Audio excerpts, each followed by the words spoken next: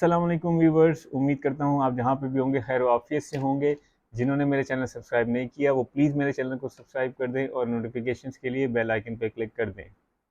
तो व्यूवर्स, इस व्लॉग में मैं आज फिर इमाम मेहदी से रिलेटेड बात करूँगा और मैं बेसिकली इमाम के ज़हूर की अलामात बताऊँगा और उसके बाद ज़हूर के बाद होने वाली कुछ वाक़यात बताऊँगा। ये बहुत बेसिक इन्फॉर्मेशन है, शायद बहुतों को पता भी होगा लेकिन बहुतों को नहीं भी पता होगा, इसलिए आपने ये वीडियो पूरी देखनी है। अब जब इमाम की हम बात करते हैं, इमाम मेहदी की, तो जितने भी मकातिब फ़िक्र हैं वो इस बात को मानते हैं कि इमाम मेहदी आएंगे और वो जो है अल्लाह का अदल कायम करेंगे। अब इसमें अहले तशरीह में हमारा कॉन्सेप्ट ये है कि हमारे यहाँ ये माना जाता है कि इमाम की विलादत हो चुकी है, इमाम ज़हूर करेंगे।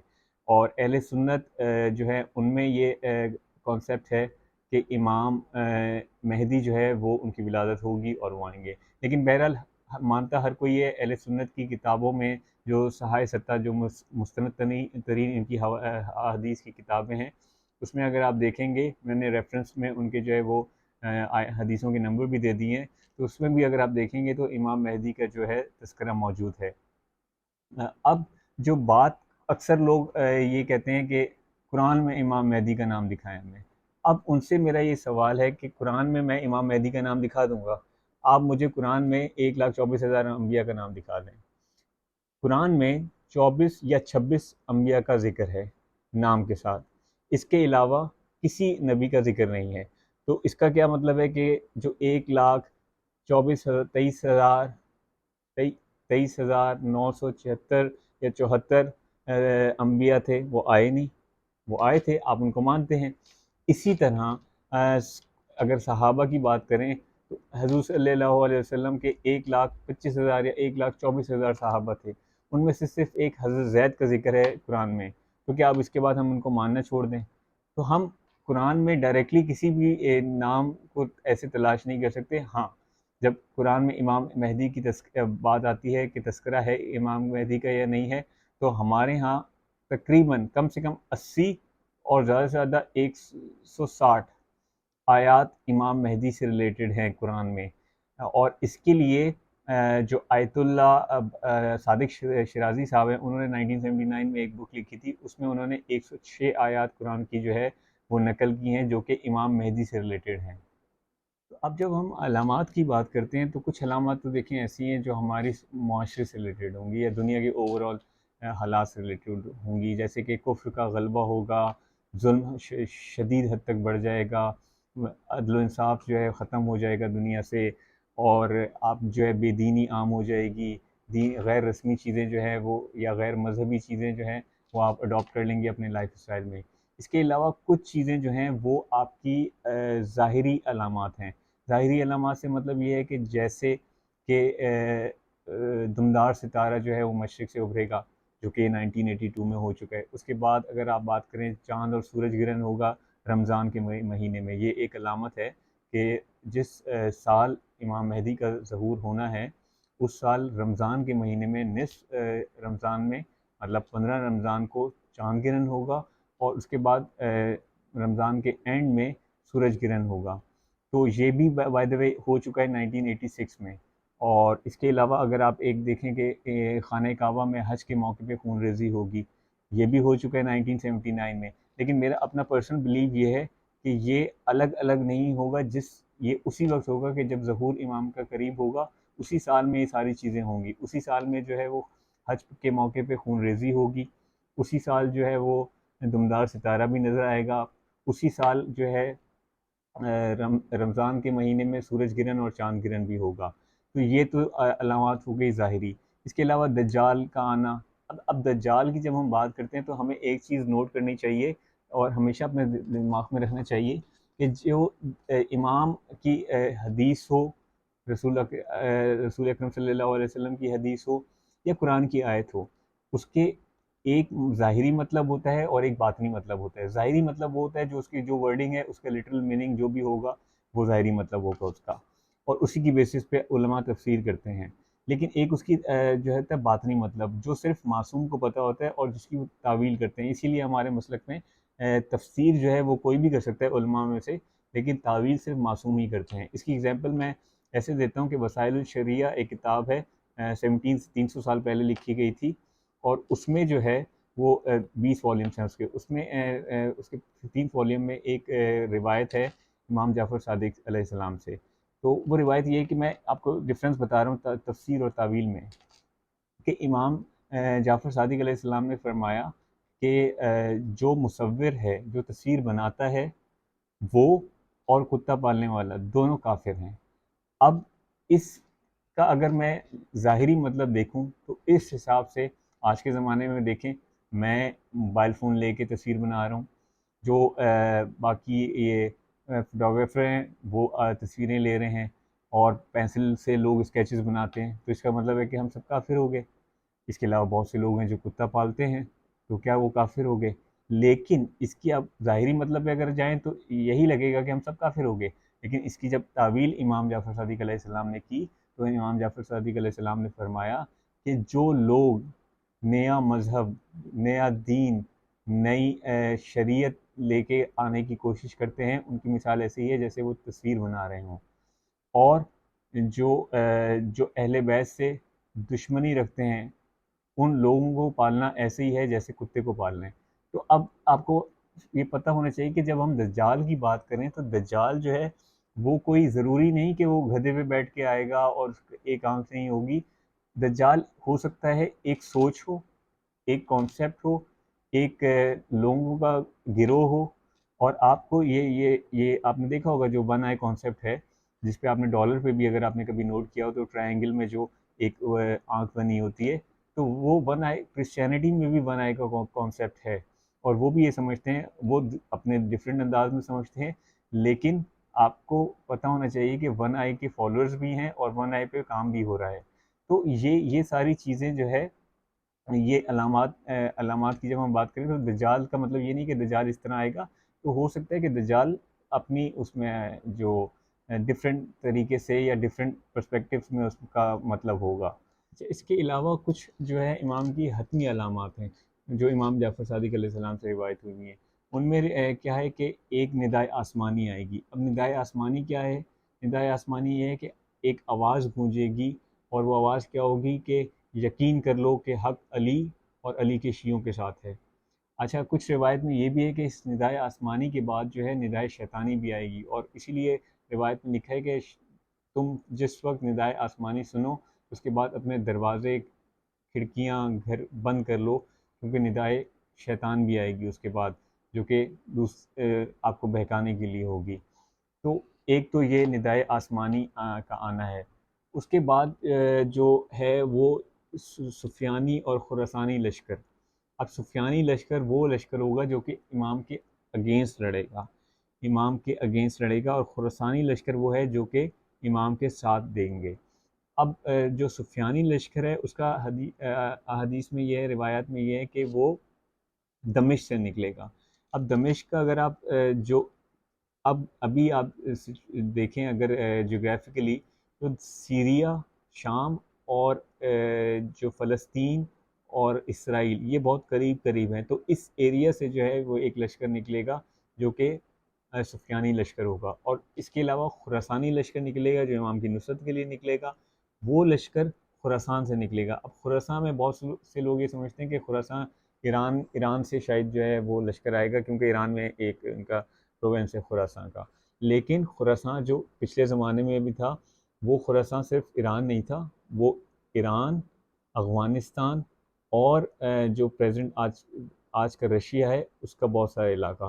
तो ये पूरा खुरासान का इलाका था। तो यहाँ से एक लश्कर होगा जो इमाम की नुसरत के लिए निकलेगा। अब इसके बाद सुफियानी की एक निशानी ये भी होगी कि वो उन लोगों को कत्ल करेंगे जिनके नाम अली हैं, हुसैन हैं, हसन हैं। और अब आप इस मिडल ईस्ट की सिचुएशन देख लें तो आपको आइडिया हो जाएगा कि कौन से मुल्क ऐसे हैं जहाँ पे अली, हसन, फातिमा, अब्बास, जाफ़र, इन नामों पे जो है वो कत्ल, तो शायद अभी वो नौबत नहीं पहुँची, लेकिन आपको एटलीस्ट वीज़ा नहीं मिलता।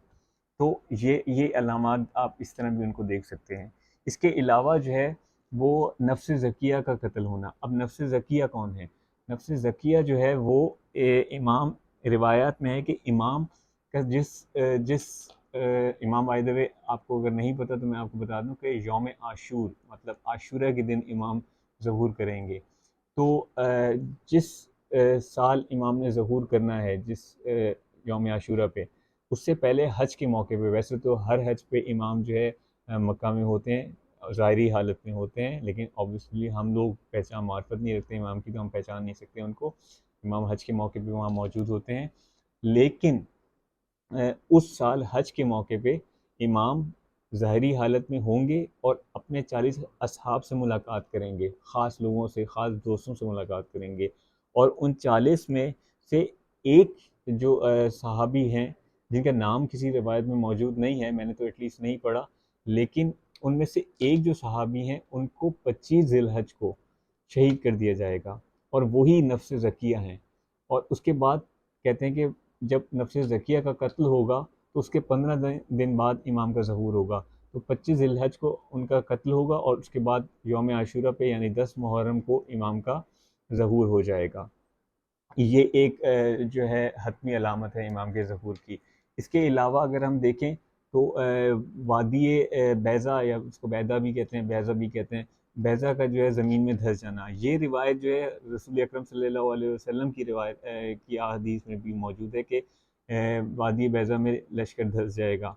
अच्छा, इसमें अब ये कुछ कहते हैं कि वादी बैज़ा जो है वो मक्का और मदीना के बीच में है, कुछ ये कहते हैं कि ये जो वेस्ट बैंक है, जो इसराइल और फ़लस्तीन के बीच की जगह है, वहाँ पे एक इलाका है जिसके जहाँ पे ये इस जगह का कहा जाता है कि वो वहाँ पे है। तो वो जगह रहेगा तो वो लश्कर ज़मीन धँस जाएगी और वो काफ़ी सारे जो है वो वहीं पे हलाक हो जाएंगे। तो ये तो कुछ अलामात थी जो हतमी अलामात हैं इमाम मेहदी की। अच्छा, इसके अलावा इमाम का जब ज़हूर होगा, ज़हूर आप जैसे मैंने बताया कि आशूर के दिन होगा, और हज के मौके हज के बाद आशूर के दिन होगा। और जो इमाम मेहदी जो पहला जो जुमला कहेंगे, वो कहेंगे कि बक़ियतुल्लाह खैरुल लकुम इन कुंतुम मोमिनीन। ये सूरह हूद की आयत नंबर 84 इमाम जो है तिलावत करेंगे। अच्छा, सबसे पहले जो इमाम की बैत करेंगे वो कौन है? वो हज़रत जिब्राईल अलैहिस्सलाम है, ये रिवायत मैं आपको बता रहा हूँ। और इसके अलावा उसके बाद जो इमाम के हाथ पे बैत करेंगे वो उनके 313 जो सिपह सलार हैं। अच्छा, अब जब हम बात करते हैं इमाम के ज़हूर की, इमाम ज़हूर करेंगे, ये तो आपको पता है कि हज़रत ईसा भी आके इमाम से मिलेंगे। इसके अलावा जो है आपको पता है कि हज़रत इदरीस जो है वो इमाम मेहदी के साथ आएंगे। इसके अलावा हज़रत मालिक अश्तर का है कि मालिक अश्तर आएंगे, मोमिन आले फ़िरौन जो हैं वो आएंगे, असहाब कहफ़ आएंगे, हज़रत ख़िज़र अलैहिस्सलाम आएंगे। ये सब जो है इमाम मेहदी के साथ इमाम मेहदी के साथ तशरीफ़ लाएंगे। और हज़रत ईसा का कहते हैं कि हज़रत ईसा उनको दमिश्क के मकाम पे ज्वाइन करेंगे, वो दमिश्क के मकाम पे उनको मिलेंगे। जब इमाम का लश्कर आएगा उधर से सुफियानी लश्कर होगा, तो दमिश्क के मकाम पे जो है वो इमाम से हज़रत ईसा मिलेंगे। उसके बाद एक और चीज़ जो आपको बताऊँ मैं कि इमाम की अलामात में से जब मैं बात कर रहा था, तो अलामात में से एक अलामत ये भी है कि उस ज़माने में ख़त व ख़िताबत जो है वो हाथों की हथेली पे हुआ करेगी। अब ये इसको आप देखें कि कितनी ये ज़्यादा रेलेवेंट है हमारी ज़िंदगी से, कि ये आज से 1300 साल पहले की रिवायत है, ठीक है? और आज के दौर में अगर कोई उस ज़माने में ये हाथ पे ख़त व ख़िताबत से मतलब क्या है? आप मोबाइल फ़ोन्स पे जो मैसेजेस टाइप कर रहे होते हैं, सब कुछ कर रहे होते हैं, ये ख़त व ख़िताबत ही तो है, आप मैसेजेस भेज रहे हैं, सब कुछ। तो ये उस ज़माने की देखें आप कितनी चीज़ें जो है वो आपको प्रूफ कर रही होती हैं कि आज के ज़माने पे बिल्कुल वो पॉसिबल हैं। कुछ लोग हैरत करते हैं कि इमाम मेहदी जो है वो जब आवाज़ देंगे कि मैं अना बगियतुल्लाह की, तो वो आवाज़ पूरे ज़माने में, पूरी दुनिया में कैसे गूंजेगी। तो इसमें मतलब इसमें इतनी मुझे समझ नहीं आती, इसमें हैरानी की क्या बात है। आप टेक्नोलॉजी देख लें, इमाम जिस ज़माने में आएंगे, टेक्नोलॉजी एडवांस ही हो रही है ना, और ज़्यादा एडवांस होगी। हम रिवर्स तो नहीं जाएंगे कि हम दोबारा से जो है वो स्टोन एज में चले जाएंगे, हम आगे ही जा रहे हैं टेक्नोलॉजी में।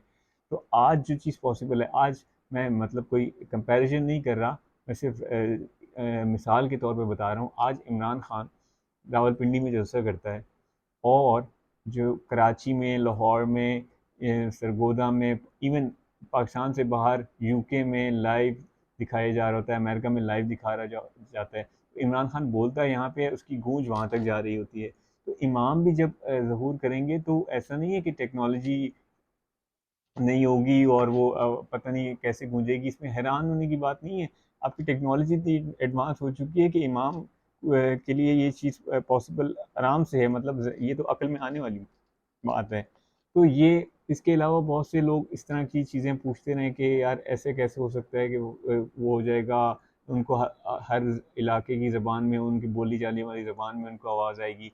तो ये भी आप देख रहे होते हैं, यूनाइटेड नेशन की स्पीच चल रही होती है, वो जिसमें हेड जो बात कर रहा होता है वो अपनी लैंग्वेज में बात कर रहा होता है, लेकिन उस वहाँ पे 170-80 मुल्कों के लोग बैठे होते हैं, उनको जो है उसी वक्त लाइव जो है वो उनकी उनकी ज़बान में जो है वो ट्रांसलेशन होकर जो है सुनाई दे रही होती है। तो ये इस पे हैरान होने की बात नहीं है, आपकी टेक्नोलॉजी भी एडवांस हो चुकी होगी और ऑलरेडी इतनी एडवांस है कि एक वक्त में मैं यहाँ से बोल रहा हूँ तो मेरी गूंज जो है आवाज़ की वो अमेरिका तक जा सकती है। तो आगे जब इमाम का ज़हूर हो जाएगा तो उसमें एक और चीज़ ये है कि इमाम जो है वो जो लश्कर है, सुफियानी लश्कर, उसको शिकस्त देंगे फ़लस्तीन के मकाम पे। और ये एक रिवायत में ये भी है कि इमाम का मकसद भी होगा कि जो किबला अव्वल है उसको आज़ाद करवाना। फ़लस्तीन के मकाम पे इमाम जो है वो सुफियानी लश्कर को शिकस्त देंगे। और उसमें ये भी है कि हज़रत ईसा को हुक्म देंगे कि वो दज्जाल को ख़त्म करें। तो बाकी उसके बाद एक और रिवायत है कि यहूदियों को जो है इमाम इस्लाम की दावत देंगे और उनको जो है वो कन्वर्ट करेंगे। वो कैसे करेंगे कि वो जो इनकी किताब है तौरात, जो तौरात के वो कदीम नुस्खे जो अंतालिया की पहाड़ों में हैं, इमाम वो नुस्खे निकाल के उनको दिखाएंगे और वो उन नुस्खों को देख के ईमान ईमान ले आएंगे, इस्लाम कबूल कर लेंगे। तो ये चीज़ है। इसके बाद इमाम, अच्छा एक चीज़ और भी है जो आपको पता होनी चाहिए कि इमाम को शहीद भी किया जाएगा। इमाम शहीद होंगे और इमाम का जो जनाजा है वो इमाम हुसैन अलैहिस्सलाम पढ़ाएंगे। उससे पहले हज़रत ईसा की वफ़ात होगी, हज़रत ईसा की वफ़ात जो होगी और उनका जनाजा इमाम मेहदी ख़ुद पढ़ाएंगे। लेकिन इमाम जब शहीद होंगे, बाज़ रिवायत में है कि एक औरत जिसका सईदा नाम होगा वो इमाम को शहीद करेगी, लेकिन वो ज़ईफ़ रिवायत है। अब हदीस भी आपको पता है कि हदीस के भी डिफरेंट दर्जे होते हैं। हदीस हसन दर्जे की भी होती है, मरफू भी होती है और ज़ईफ़ भी होती है और मुरसल भी होती है। बहुत सारी कैटेगरीज़ हैं। वो हदीस की किसी दिन मैं अगर एक वीलॉग बनाऊँगा कि हदीस की किस तरह वो रावियों, जो पूरी चेन होती है रावियों की, कि फ़लाँ ने फ़लाँ से सुना, फ़लाँ ने फ़लाँ से सुना, तो वो उस पे पूरी एक बहस होती है उन एक-एक रावी पे, और उसकी बेसिस पे हदीस की सनद डिफ़ाइन की जाती है कि हदीस किस लेवल की हदीस है। तो इमाम को शहीद किया जाएगा और उसके बाद जो है इमाम हुसैन उनका जो है वो, क्योंकि हमें रजत का तो हमारा अकीदा है, तो इमाम सारे आइमा आएंगे, लेकिन जो इमाम हुसैन है वो आपको जनाजा पढ़ाएंगे। और उसके बाद का कहते हैं कि इमाम के बाद ये तो जो हजूर सल्लल्लाहु अलैहि वसल्लम की जो रिवायत है उनमें कहते हैं कि 8 से 9 साल का टाइम लिखा हुआ है। अब वो कौन से साल हैं, मतलब अब सालों पे भी है कि वो उस साल किस की ड्यूरेशन क्या होगी, लेकिन वैसे जो है ये लिखा है उन उन अहले सुन्नत की किताबों में ये लिखा है कि 8 से 9 साल इमाम मेहदी की हुकूमत रहेगी और उसके बाद उनकी वफ़ात होगी। और हमारे भी ये है कि उनकी शहादत होगी, उनको शहीद कर दिया जाएगा और उसके बाद फिर ऐसे हालात नहीं होंगे कि फिर जो है वो यहाँ इस दुनिया में रहा जाए और फाइनली फिर क़यामत आएगी। और इमाम के साथ ये आप याद रखिएगा कि आइमा तो आएंगे ही आएंगे, वो लोग जो दुआए अहद पढ़ते हैं रोज़ाना, वो इमाम के साथ जो है वो आएंगे, उनको दोबारा उठाया जाएगा। इसीलिए कहते हैं कि दुआए अहद जो है वो ज़िंदगी में एटलीस्ट एक बार तो पढ़नी चाहिए कम अज़ कम, कि आपको ज़हूर के वक्त, अगर आप, वैसे तो अल्लाह करे कि ज़हूर हो जाए और हमें हर वक्त ज़हूर की दुआ करनी चाहिए, लेकिन अगर आप ज़हूर के वक्त नहीं भी हैं, आप वफ़ात पा चुके हैं, तो अगर आपने दुआए अहद पढ़ते रहते हैं तो आपको इमाम ज़रूर जो है वो दोबारा से बुलाएंगे। तो अगर आपको मेरा वीलॉग अच्छा लगा हो तो प्लीज़ कमेंट और लाइक कीजिएगा और चैनल को ज़रूर सब्सक्राइब कीजिएगा और मुझे कमेंट्स में बताना कि आपको और कोई अगर किसी स्पेसिफिक टॉपिक पे वीलॉग बनवाना हो तो मैं वो भी बना दूँगा। तो जहाँ पे भी रहें खैरियत से रहें और अपना ख्याल रखें। अल्लाह हाफ़िज़।